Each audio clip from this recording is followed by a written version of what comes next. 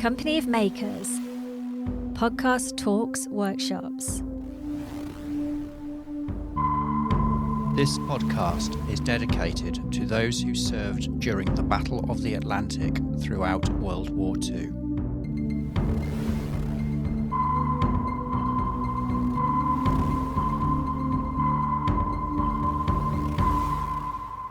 Hello and welcome to Land, Sea and Air. I'm Steve Bomford, co-founder of Company of Makers. And I'm Mike Davis-Marks, a former Royal Navy submarine captain. And on this episode, we have a gentleman called Ken Benbow.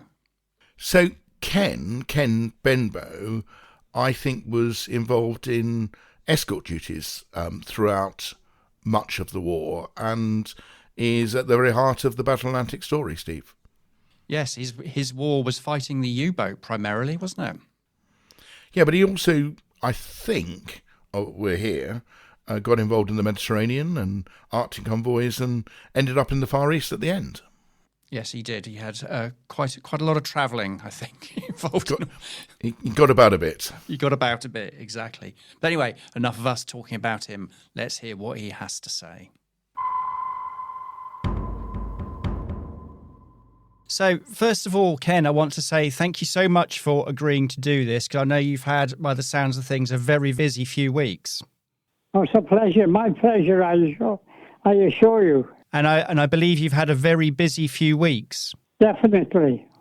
I've been king of the castle. Well, that's very proud, and everybody has been as kind as they could be. They've been excellent. Couldn't have been looked after better. Well, that is lovely to hear, but I have to say I think you've earned it, young man. Hey, not so much of the young man. So we're here today to talk a little bit about your experiences in the Battle of the Atlantic. Yes? So I'm sure you've told this story before. Where did it all start for you personally? Well, it all started to me. My parents were not married. Okay. So I was brought up by my grandmother. And one of her daughters was my mother. And her husband was a garage proprietor. He had a garage. He had 2 bicycle shops, about 20 taxi service. Wow. He had 3 lorries that he used to move cattle food on. So he was quite a good businessman. But he was cruel. He never spoke to my wife when we got married, or right up until she died. Gosh. And he never spoke to me much. And I would be in the garage sweeping up when I started work. And he would come out, my mother would come out, and I would see her crying because he was getting on to her. But I didn't know that my mother and father were not married until I was 14. So I didn't know it at the time. But anyhow, I worked there for so long, and then eventually I got a job with my head teacher. I went to a little school in North Wales, Powys. Mm-hmm. It was called Montgomeryshire then. We had 2 teachers in the school and 20 pupils. That was the full school. It was only 1 room, so it just had a curtain right across the middle. And the one teacher took the senior school, the kids, and the other one took the junior children. Wow, it's a bit different these days, isn't it? It's different from these days, definitely. So then the head teacher came up to me and she said, Ken, would you come and work for us on the farm? And I lived then in a hall, a tool and a hall. Mm. It was some oil or wool magnate that had bought all the land all round, and he was a gentleman farmer. All the farms were let off by him to the different farmers just to pay him a rent. Mm-hmm. And we had the hall of him, which we rented, and we had about 15, 20 acres of land. It's only a little tiny place. Yeah. So I said I would go and work for her. But I said, I'm only 13 years of age. She said, well, yeah, but she said, you're 14 in June. So she said, anyway, I'll attend to that. I'll clear that up for you. So I went to work for them. And I used to start work at 5 o'clock in the morning and finish at 11:30 at night. Wow. And it was 5 shillings a week. So I didn't like that at all. And so I gave my notice in, and I went to work on the lorries that belonging to my father, going out delivering cattle food to the farms. Mm. We also used to sell bird food, dog food, cat food to little local people in the town who would come into the shop and buy these things. But sometimes they'd say, well, I'll take £28 of that and £15 of that. So, of course, they couldn't carry it. So I had a carrier bike, and I was an errand boy. That on a Wednesday in Oswestry, Shropshire, it was market day, and all the farmers used to come in with their wives, selling and buying cattle. Mm. And also the women would fill up their week's groceries. We'd take them back in the horse trap and horse. We had no car then. Wow. This sounds like a completely different world. Oh, it was a completely different world, yes. So on a Wednesday, when the farmers would come in and the wives with them, sometimes the orders that they wanted delivered to the buses and the railway station, I couldn't be there quick enough, you see, because I had to be in 8 places at the same time. So the firm used to give me a lorry and a lorry driver every market day so that we could go 20 minutes earlier and drop it there before the bus came in even. Mm. And they would get it and off they'd go. So I was on the railway station in Oswestry. We were delivering onto the platform when a troop train came in from Dunkirk. Crikey. It had the first lot of soldiers from Dunkirk. Mm. And they were all bleeding through they were all on stretchers and they were bleeding right through the stretchers. Well, I was screaming. I wasn't crying, I was screaming even. So the driver got back to the shop and they decided I'd have to go home. So they sent me home and told me to come back in on the following Monday. So I went in on the following Monday. I was so concerned. I went up to the drill hall and volunteered for the army. But by this time, I just heard I was 14 now. Mm. So I was 14. I went to volunteer for the army. So, of course, they told me I was far too young and I'd have to wait until I was older. Mm. But my cousin and I both volunteered for the Air Force as well. And we thought we got in there. We had to go to Birmingham. And when we got there, my cousin, who was 6 months older than me, they told him, right, he could come. They'd send for him shortly. But me, they told me, no, I was too young. So he went into the Air Force. He was lucky. He got a commission. And he made a career of it after the war. And he was on the Queen's flight. Wow. So I was still there doing errand boy, and I left, and I volunteered for the army. So I went to work building an aerodrome. I was just a labourer, and I was there for 2 or 3 years until I was 17 and a half, and then I got my papers to go to the Royal Navy.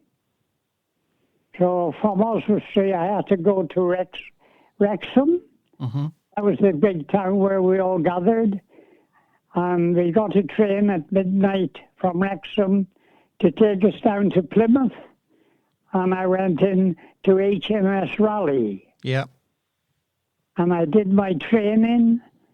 And I met up with a boy from Chester that I'd never seen before. And we both remained good pals until he died 8 years ago. Oh, We kept in touch. I'm sorry to hear that. Yes. Well, when we finished our training, out of the 26 of us, 6 went to Chatham, 6 went to Portsmouth, and the other 20 went to Plymouth. We both went to Chatham, and that's where I started. I was in the Royal Navy, and my service number was CJX 418984. You're never going to forget that, are you? I'll never forget that. So I joined the Navy, I did my training. Now I come back to my schooling. It was such a small school. I left school, I couldn't read and I couldn't write. Wow. So that was a terrible thing for me because I couldn't read books to study or anything. So anyhow, I as I said, got in the Navy and we did our training and then went to the barracks. April or May in 1943, we got a brand new ship, a sloop. It was a sloop. We were the 7th escort group. Now, Captain Walker he had a group, and he was the 2nd escort group. So we had no torpedoes, so we just had 6 4-inch guns and depth charges. We were very lucky and a very happy ship. We're going across to Newfoundland one time on a convoy together to come back to England. There was a part of the Atlantic halfway across where the aircraft can't cover you, either from America or from England. So it was called no man's land. So we left Newfoundland with a convoy, and we were getting attacked every hour from the Germans who was over on the American coast. And so we used all our depth charges except 3. We just had 3 left when we got through this no man's land, and we formed up again the convoy that we was to bring back to Great Britain with all kinds of stuff. So we hadn't left long when we were met by 2 aircraft, a Sunderland and a Catalina. And the Catalina came down and was throwing chocolate on our deck. It was lovely, throwing him down. But it also noticed we were getting followed by a U-boat, which was reporting the course of the convoy back to Germany. So the commodore of the convoy got a message from Admiralty to go back and investigate. Well, in our 7th escort group, there were 5 ships. So there was the captain who was right in the leading the convoy in the front. We had 1 port side, 1 starboard side, and 2 of us were on the stern because the convoys nearly always got attacked from the stern. Anyhow, we started off. We hadn't been gone long. We hadn't got aircraft cover again when our sister ship went to investigate this ship that was a submarine that was following us. And we saw her going, leaving us. And all at once we noticed a puff of smoke go up, and it came over our tannoy from our sister ship, which was the Chanticleer. And it came over. I have been torpedoed and split in 2. Wow. So our skipper didn't wait for any orders. He went hard to port, full speed ahead. And we were going up to our sister ship. We left the stern of the convoy with no cover. So that was quite a dangerous thing to do, wasn't it? It was very dangerous. So our captain got court-martialed. Oh my, crikey. So we going into to our sister ship that was in 2 pieces. And she said, no, don't come into me. The submarine is still here. I've got her in my Asdics. And she's waiting for you to come. She'll sink both of us. Well, as I said, we only had 3 depth charges left. Mm. So our skipper, we had 6 4-inch guns. So we kept firing them. So that was about 16 rounds a minute. We were firing our gun at the sea, and the submarine kept thinking we were dropping depth charges. So it kept her down. Right. But we got a message from the Admiralty, a direct message, to go alongside our sister ship, take the crew off and the important papers. Well, our skipper, we got there. Our ship had been built in Dunbarton, Scotland, and both our ship, HMS Crane, that's what I was on, Crane. Yeah. Both our ship and the Chanticleer were built in that shipyard together. So when we went up, we had 180 crew, and when we left, we had 220. So we called it a crew of 20. And there were 5 of us, so there was 1,000 men in our 7th Escort Group. Yeah. So we joined up the convoy again, and we brought it back to England, and our skipper had to go to Admiral Horton, was it, in Liverpool, and he got court-martialed. But when he got there, the court-martials were scrapped, and instead he got a decoration. He got it mentioned in dispatches. So then... So, Ken, he must have dined out on that for years. Yes. Our skipper was a wonderful man. He was a kind man, and he was a thoughtful. He was excellent. Mm. And we were all very proud of him. So then we got another convoy and left. Went down to the Mediterranean, and we went right along the North African coast. And it was there where General Montgomery had just finalised North Africa. Mm. He'd won the battle in North Africa. So we then had got troop ships with us, all kinds of ships. And we went in to invade Sicily. And then we were going over to North Africa and picking the 8th Army up and taking them to Sicily to carry on with the invasion of Sicily.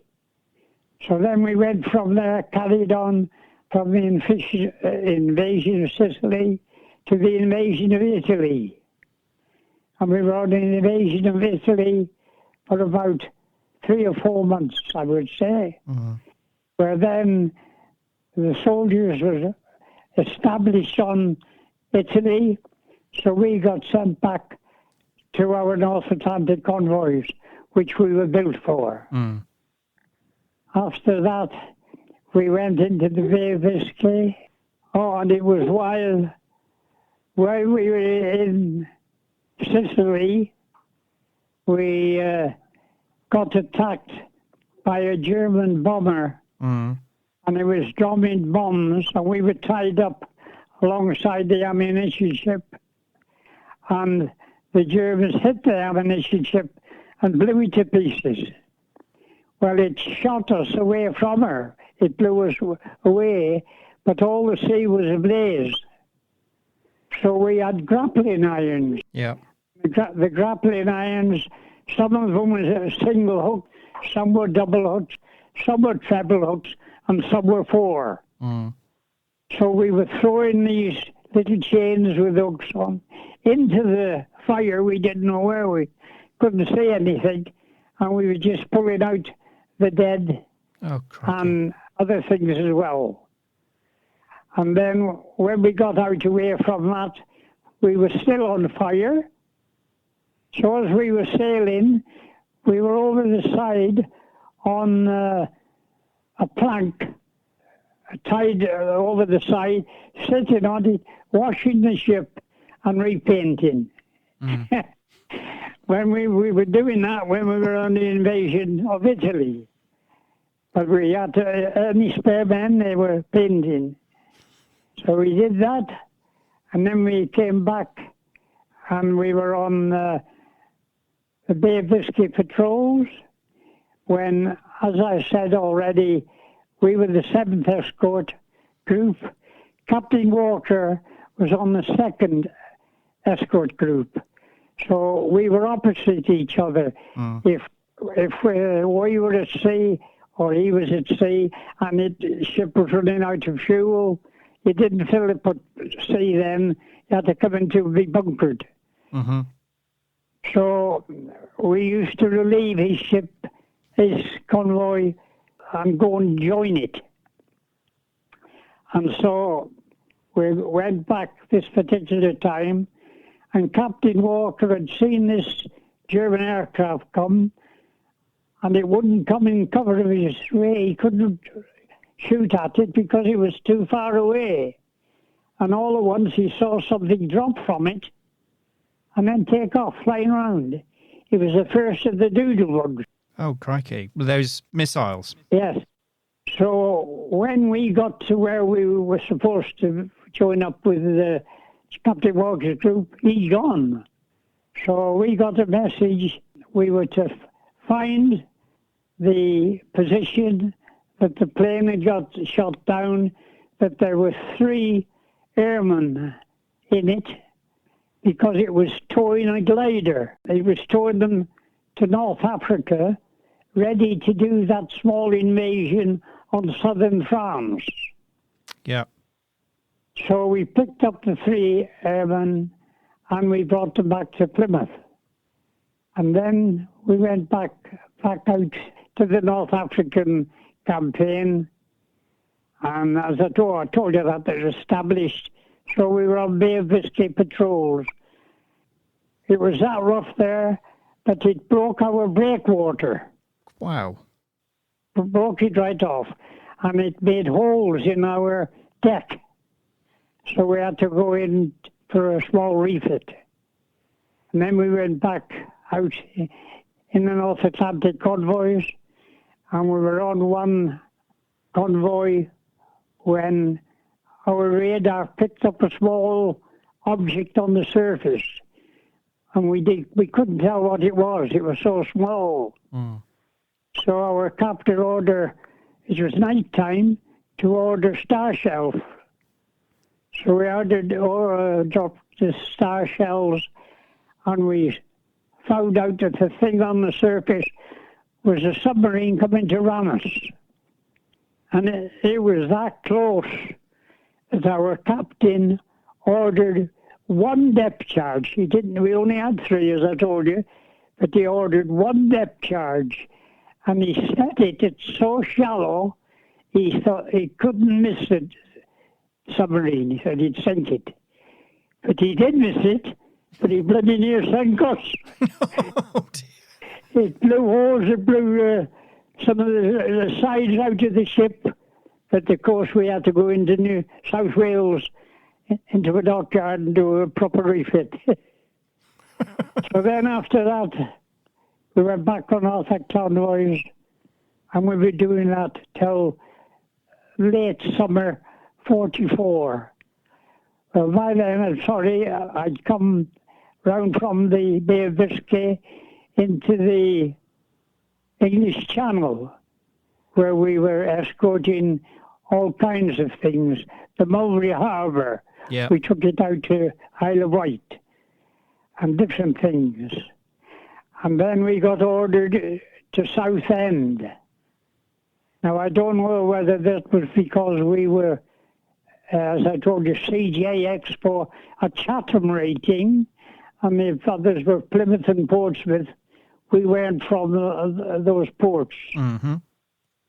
So we eventually left with the convoy from the Thames on about the 4th of June, 1946, when they put the landings back 24 hours because of the weather. Yep. Yep. So we went into the Isle of Wight and got shelter for the night. And we set off early hours of the morning to the 6th of June, and we went on the invasion of D-Day. So we were on the invasion of D-Day for quite a long time. What was that like? What was it like sailing from the Isle of Wight to France? Yes, we were firing guns at the shore. There were so many ships. There were 7,000 ships. So what happened with us, they got us, the Mowbray Harbour was in trouble. We were there helping them repair the damage it's done. And we were coming across to Southampton and Portsmouth and picking up more convoys. And we came across this one day and we got a special message to go to the special steps. So we thought, what's this? Special steps. We picked up the Admiral of the Fleet, Lord Keyes. Oh, wow. And he just retired. But we took him on our ship across to D-Day. They wanted to see it, but they had to keep us quiet. Mm. When we went across, we got to where on the beachhead, we put him onto the Rodney or the Nelson. I don't know which of those two. Mm-hmm. One of our battleships. Yep. And it went in nearer again to the shore when all at once he hit a mine. Oh. But it must have been a small one because it only shook the dust off it. It was all right. So I was then there for, I would say, 3 months. And then we went in and had a refit. And our captain was summoned to the Admiralty. And they told him that they were so happy with him. He was a good captain. But he'd had 2 years on HMS Crane. And he'd been a good captain and a fair captain. They thought it time he had to leave. So he got asked, would he like to leave the ship, get a new ship? So he said no. He said, I'm on such a happy ship and a good ship. He wouldn't leave. He came with us out to the Far East. So we did a refit in Hull. There had 2 American oil tankers come over with aviation spirit on a convoy, and we were given the job to take them from the Clyde to the Humber. Mm-hmm. They were to go in for a boiler clean or something. We went around and it was so dirty, the weather. There was a convoy coming the opposite way and the ships were all over the place. So our skipper went right out of his normal course and got past it. And when we got into Hull, we got there and he's going to anchor when one of the oil tankers, it swung round and the stern of the tanker hit the anchor chain of one of our ships. So it ended up, the 2 captains got their rifles, or pistols, I should say, and they went looking for our captain. He was going to shoot him. Now, I've got that in my book. I've got a book written by the captain, and it's in black and white. So that's where we left them. And then we had our refit, and we had our leave, and then eventually we got told, right, you're ready for sea, go back to your depot, which was Greenock on the Clyde. So we went back there. Then we were ordered to go to Falmouth. Well, I thought, what the hell is a Falmouth? It's not a port or So we went to Falmouth. And when we got there, well, they gave us either 10 or 12 landing craft to take to the Mediterranean. So we left, and the weather got that bad that I think it was 2 of the landing craft overturned, and they got drowned and scrapped. So we were ordered to take the landing craft into Brest. But Brest had only been occupied the day before, so there was no room for us. We had to go back out at sea and ride it out at sea and let the landing craft shelter in Bay of Biscay, in Brest Harbour. So then when they came out, we picked them up. We took them to Gibraltar to Malta, Malta to Alexandria. We left them at Alexandria, and we were on our own. We went to Port Suez. We went through the Suez Canal to Aden.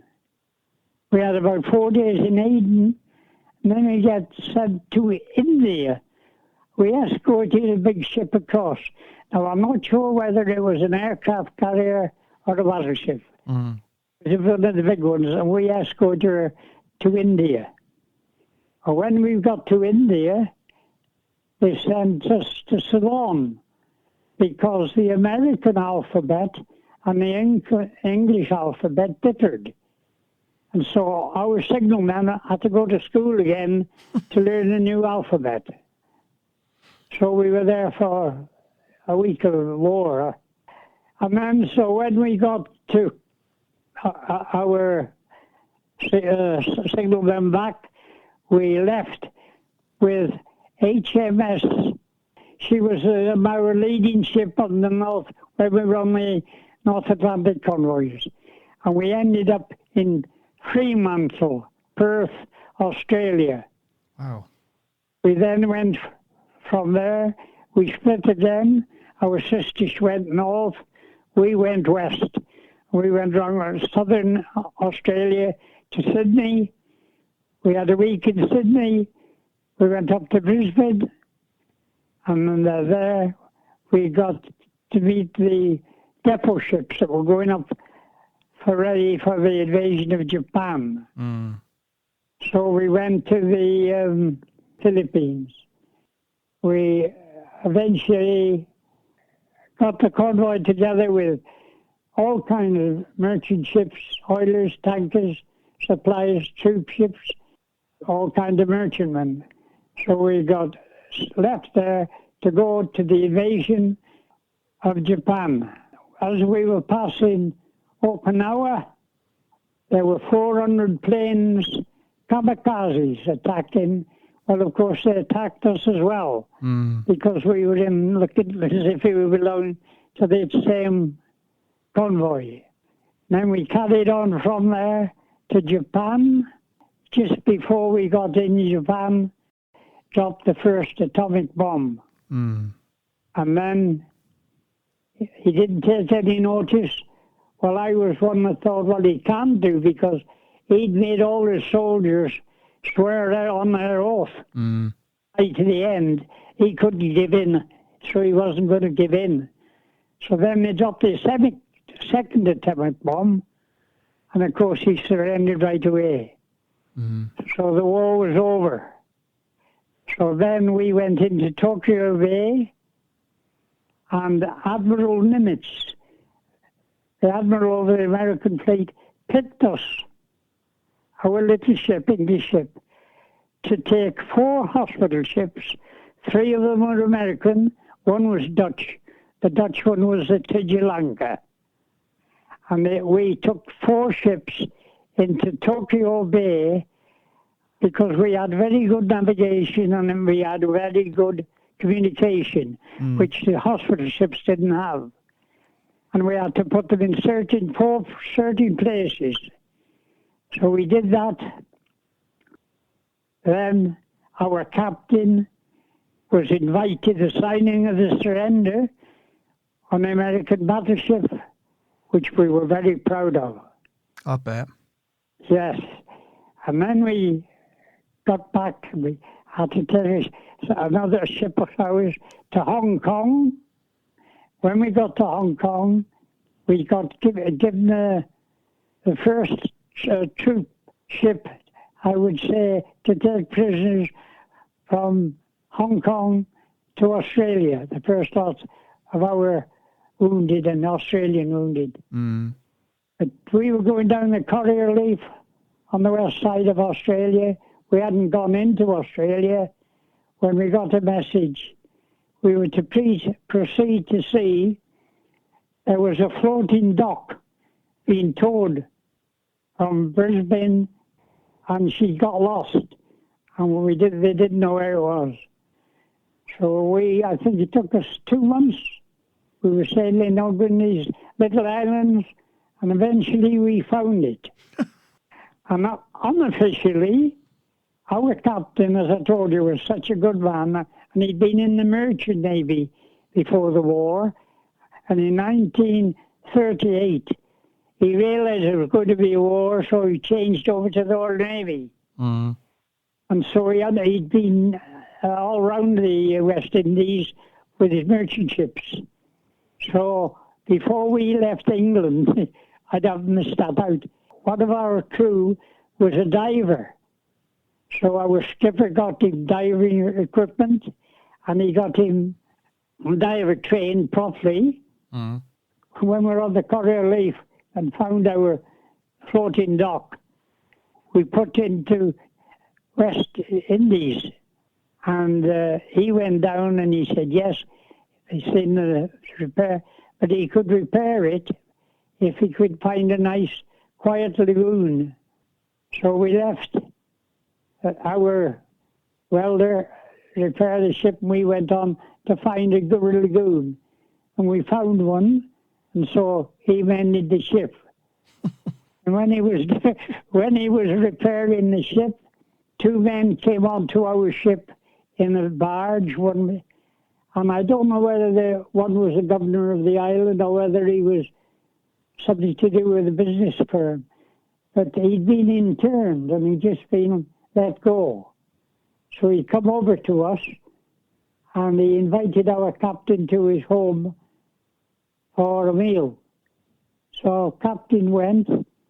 He actually invited this gentleman and his wife over to our ship for a meal. Mm. And he came and they brought 2 daughters. One was 9 and one was 11.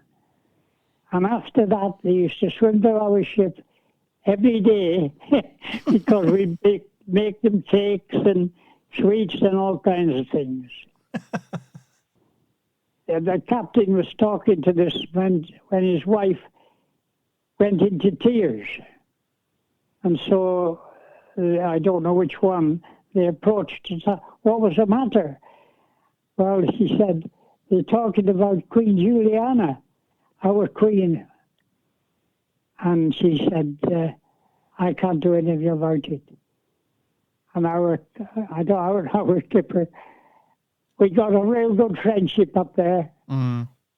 And they had 6,000 Japanese prisoners. So they used to come to our ship and paint it every day, and they used to fight each other. Wanted to get there because they used to get sweets and chocolate off us. So we did that. So I had 7 months after that going around all the little islands, and we used to go and contact the local group who could speak to Japanese, and they would take us ashore, and we would get the Japanese to come down the tree. They didn't even know the war had finished. And then we went back to Hong Kong, down to Australia. I missed a bit out, but it's not a war story. I got engaged in Australia, and she was a school teacher. I told her when I left school I couldn't read or write. She started to teach me to read. Wow. And also, they lived on a farm, 4,500 acres. I used to ride everywhere on horseback. We had a good long holiday leave. Mm. So then I came home from there, and got demobbed. Were you able to read and write by then? No, I'm not. I still can well. That was in 1946. Yeah. In 1950, first of all, in 1946, I got a bus driving in Liverpool. Mm-hmm. And I met a girl in Liverpool. I'd only been there a week. We used to go to the same place, dancing every night. And so I met her, and she became my wife. I was married for 71 years to the most wonderful girl in the world. What's her name, Ken? What was her name? Her name was Ada Violet Benbow. Well, first of all, we had a flat. We got a flat. And on our marriage in 1948, I was going from Liverpool to Oswestry to get married. And the bus that had brought my relations from Oswestry to Liverpool took them back. And they took my wife and I back with them for a honeymoon. So when we went back to Oswestry, we just had 4 days honeymoon. And then we were coming back to our home in Liverpool. We came back to Liverpool. We got in our flat because we had big heavy cases. They were full of home-cured butter, eggs, ham, all kind of things. I said, well, it's no good carry this up. We may as well drop it at the flat. We passed it. We got off the tram and we dropped it off. And we didn't need to close the door because we weren't going to stop. When a lady came in and knocked on the door, "Oh, Mr. Bebo," she said, "you've got to go." I said, "What do you mean, you've got to go?" She said, "Don't be awkward, you've got to go. And if you don't go, we've got to go as well." It appears she was only the landlady of the home. And she did all the cleaning, but she left this flat off to us that she'd no authority to do. We had an argument on the stairs, and we went out. And we didn't know what to do. There we were. I just bought a brand new dining suite, brand new bedroom suite, brand new lounge suite, all on hire purchase. Oh my. No money. I just come out of the Navy. We had to put it all in storage. We then got a bus driver friend of mine who let me have 2 rooms. I'll make this a bit quicker. They were dirty, so we didn't like it. My aunt that we were going up for supper got us rooms with somebody else. But when we got up to my aunt's to tell her the story that we'd been kicked out, and all we heard the doorbell go, my aunt went to the door, and who came in with her but my wife's father? And he was a painter and decorator. He always went to work with a bowler suit on and was all painted and do what have you. Mm-hmm. He came in, he had black shoes, you could see your face in it. He had spats on, black trousers, coat, briefcase, bowler hat. He said, "I've just been to and told them that my client has called me out at this unearthly hour at night. We never saw them or heard any more from them." So then we naturally went into a place that my aunt got for us. And then in 1950, that was 2 years later, my wife's sister had a guest house in Garsang. That's up by where we are now. And she had this guest house. She wanted my wife to be her maid. They only had one maid because it was only a little guest house. Mm-hmm. So she did. And we were as happy as anything. Oh, it was so lovely, such a beautiful place, and so clear, everything excellent. Mm. When we went on our honeymoon, my son-in-law, father-in-law, gave me £80 to go for a holiday. Wow. So we went to Scarborough, and my wife and I, we saw the wrestling match. First time we'd ever been to a wrestling match. But we laughed about it that much. We said, when we get back home, we'll go to Blackpool to see one. So the first Monday, we went out to go to the wrestling match, and my wife's sister saw us dressed up. She said, where are you going? Ada said, we're going to Blackpool to wrestling match. Oh, she said, you can't go. Why, my wife said. She said, we're going out, you've got to stay in. So the two women never got old. We got kicked out again. So I went into rooms with an old couple that had never had children in their lives, and they were like two angels with us. And I lived there, and I got a brand new council house. We had 2 children, and then one day my wife was approached by our milkman. He said, I would like to open a milk bar in Garstang, somewhere for the students from the Lancashire Agricultural College to go just one night a week. He said, would you come and help me? So my wife said, well, I don't know. She said, I'll talk to my husband. Bless her. She did, and she went to work for him, and she loved it.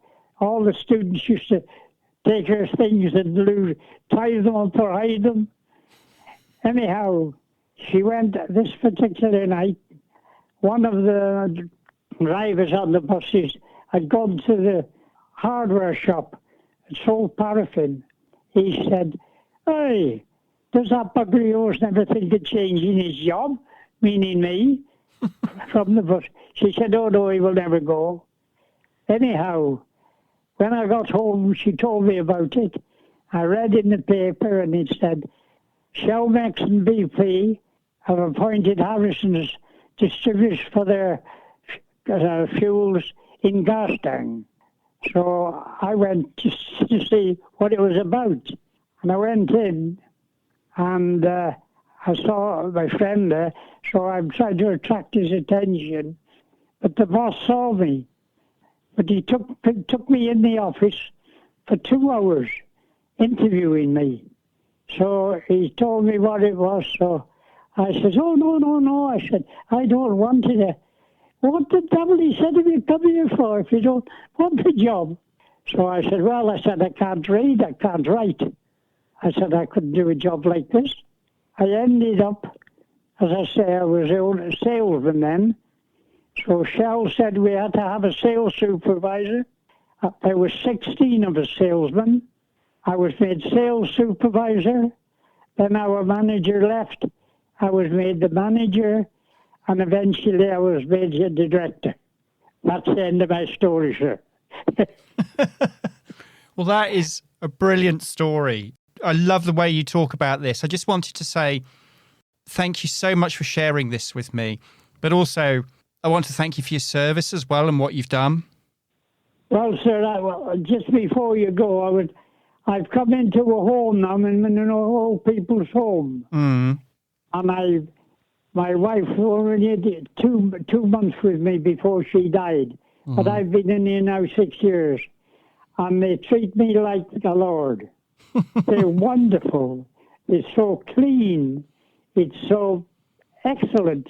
I can't find a fault with it. And I'm very, very happy. What's the home called? We need to give them a name check. Littlewood Manor Care Home, Thistleton. That is a brilliant plug. You're still a salesman. Still a salesman. Yeah. Yeah. Thank Just you. One other thing, Steve. Yes, David? At the Battle of the Atlantic, the 80th, he did meet Princess Anne there and had a talk with her. She was absolutely astounded to find out that he'd only ever been on one ship throughout the whole of his service. I know. It's just absolutely remarkable, isn't it? And the same captain as well. Yeah. We went to the Royal Marines band concert on the Saturday night, and a young fella got up on stage playing a guitar, electric guitar, with the Royal Marines band. And it turned out he was the great-grandson of Captain Johnny Walker, Rammer Walker, this fellow who used to catch submarines on the surface. Yeah. So he played in the band, and the next morning, Sunday morning, there was a parade on the pier head, and Rama Walker's granddaughter came across, and she was just overwhelmed really by the fact that she'd met somebody who'd sailed in the Atlantic Convoys with her great-grandfather, who died at 48, didn't he? Yeah, He was very young when he died, so she'd never actually met him. So for Ken to tell her one or two stories about the... Oh, it must have been amazing. Well done, Ken. To fight the flight going on the plane, no? Oh, and then Ken was supposed to be going to the D-Day Memorial on June the 6th in Normandy. His daughter felt that to travel over 20 hours on a bus and stay 2 or 3 nights away and then the same journey back would be too much. So I've still got 1 or 2 contacts at BAE Systems at Wharton where they make the Typhoon near here, they assemble it. And I rang them and they agreed to put on a business jet and flew him across with a 100-year-old Dakota pilot who Ken knows very well, Stuart Taylor, who's from Preston, who doesn't do interviews and doesn't. He put an X on his football coupons for no publicity. But the 2 of them went across, and I went with them, and we flew into Caen, and then the Black Taxi Veterans Association from London picked us up in 2 taxis and took us straight in with a blue light French police escort straight to the memorial, and Ken did a speech there at the memorial, and then we left at 1 o'clock. We were back for 8 o'clock at night. Wow. Lovely. Yeah. Absolutely. So he has had a busy 3 weeks. Battle of the Atlantic, Normandy. Son came from Florida to meet him. It's just been a bit of a roller coaster for the last month, hasn't it? Really? All June. But it's been really good. Well, I'm glad you're getting the recognition, to be quite honest, Ken. What David's talking about is really, really important, that people are recognised for their service. Yes, exactly. So, gentlemen, I would like to say thank you so much, and thank you for your storytelling, Ken. Thank you very much. Thank you from the bottom of my heart. Oh, thank you. That's very kind of you, but, it's all down to you. So, again, thank you very much. So, actually, quite unusually, someone who didn't get sunk during the Battle of Atlantic managed to stay in the same ship pretty well for much of the war. And his job wasn't to crash land his plane in the middle of the Atlantic. No, but we should.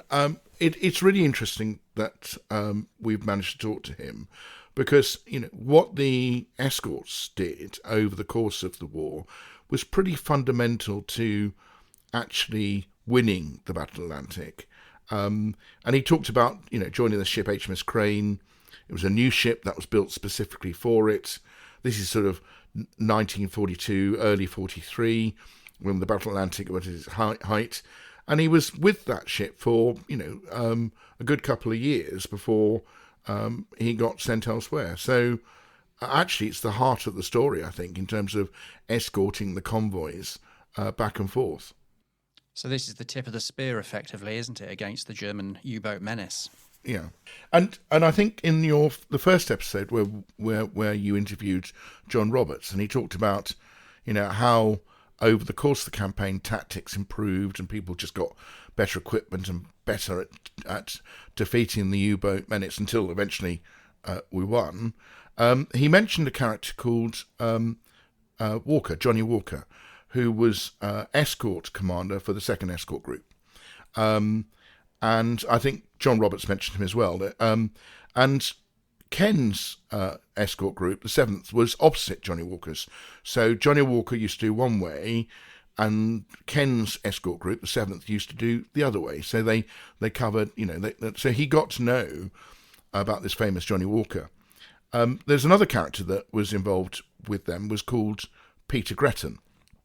Mentioned by John Roberts, but not by Ken. But Peter Gretton, again, is someone I feel a resonance for, because his son, Vice Admiral Mike Gretton, used to be the chair of the Battle of Atlantic Memorial Committee, and is a personal friend of mine, an anchorite as well. If people want to know what anchorites, that's another subject for another podcast. Well, we can always put a link in the description, Mike. So Ken's story, joined 1942, got allocated to a new ship, and spent a lot of time going, to and fro the Atlantic mainly. He described his captain, his commanding officer, as a pretty fantastic bloke who they all respected and liked. But he wasn't. He was a captain after Nelson's tradition, which is that doesn't necessarily all follow all the rules. So I'm warmed to him as well. And in fact, he was called to the Admiralty to what he thought was going to be a court-martial for disobeying one particular bit of guidance, only to be given a medal. I guess that happens in war. Well, yes, and I think a pleasant surprise it would have been. Yeah, no, I think the thing about war is you have to think out of the box and use your initiative, and sometimes the rule books need to go out the window because they're made for something that has changed. And so I think wartime breeds a lot of heroic but innovative and creative people, which is obviously what his captain was, and people like Peter Gretton and Johnny Walker too. And that's about, when, where and how to apply aggression, I guess, and those tactics, because a lot of the tactics were quite aggressive rather than being passive, weren't they, that they developed over a period of time. Well, there's no runners-up medal in submarine versus submarine or submarine versus ship. You need to get there first and sink it, unfortunately. War's a terrible thing, but sometimes the alternative is worse. Ken got about a bit, though, as we said in the intro, and he was also... when the Battle Atlantic started to, the losses for the U-boats started to outweigh the losses of merchant ships, then his ship got redeployed to the Mediterranean, and they were escorting troop ships for the Sicily landings and then for the Italy landings. He gave a really graphic story about a ship that blew up, and they had to use grappling hooks to retrieve the dead bodies from the water, which must have been pretty awful, really. I can't imagine what that would be like, and that just is something you will never forget, isn't it? No, and again, I think it reflects well on, organisations like yours, the company of makers, that look to try and help people that have been through traumatic experiences and helping them come to terms with it. So, I mean, but there wasn't a company of makers in 1945, sadly. No, I think, thankfully, I think things have changed enormously, and there are lots of organisations out there to provide support. So I think that's got to be a good thing. Yeah. And then, of course, he did more convoys in the Atlantic. In the run up to D-Day, they were stationed off the Bay of Biscay, which was, by his own admission, pretty rough. We all know that Biscay equals rough in common parlance. I didn't know that. Oh, didn't you? Okay. Well, so if we say it's a bit Biscay, ask sailor about the Bay of Biscay, and they'll say, "Where's the seasickness tablets or the anti-seasickness tablets?" And of course, he was there supporting D-Day itself. So, I mean, the experiences he went through during his war, 7,000 ships took part in D-Day, the biggest amphibious landing in history. And his ship was deployed, in support of escorting troop ships and then firing guns on German positions on the French coast, helping, repairing the Mulberry Harbours. I mean, they got, involved in all sorts of things. I mean, to be present at D-Day, albeit on board a ship, escorting or protecting, must have been quite an experience. I mean, it must have been a phenomenal sight. But that wasn't even the end of his war, was it? No, after that they got sent to Hull to be refitted. And Hull's cropped up a few times there, so interestingly. And then off to the Far East to sort of support effort for the invasion of Japan that never actually happened, but was obviously being planned for. I mean, my gosh, the idea of an invasion of Japan, that would have been a very difficult battle, wouldn't it? I think there would have been thousands, tens of thousands, maybe even millions of lives lost because the Japanese were clearly not in the mood to surrender their homeland. And actually, there's... I mean, I know it's quite appropriate to the film Oppenheimer. If people haven't seen that, that's a really good story about the father of the atom bomb and why there was a race to do it and what it is. So a subject for another podcast, probably. But nonetheless, a good film. Very good film, actually. Very good film. So he cut his war covered the Atlantic, the Arctic, the Mediterranean, and the Far East and South China Sea. So, I mean, he certainly travelled the globe during his war. Saw bad things, did great things. That's a very good way of putting it. I think we should also mention that we had a second person in the recording as well, didn't we, David, who was instrumental, I guess, in arranging this with Ken. Yes, thank you, David. I know. I mean, Ken is, I think, a celebrity speaker, and he's popped up here and there and everywhere this year to talk about his experiences during the Battle of Atlantic. And David, I think, has been very carefully looking after him, making sure he doesn't overdo it, because I think Ken can spin a dit or two. Indeed, he can. So I think it's worth mentioning, as this is the last episode, that the combined ages of our guests was a mere 390 years. It's amazing, actually.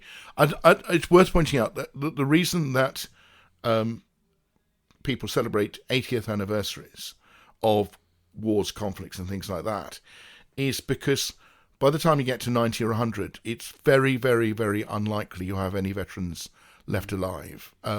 So the 80s is the last time that you'll probably get a handful of veterans that can talk about it. I think what's remarkable about this series is just how articulate and lucid all four were. Yeah, I think you're absolutely right.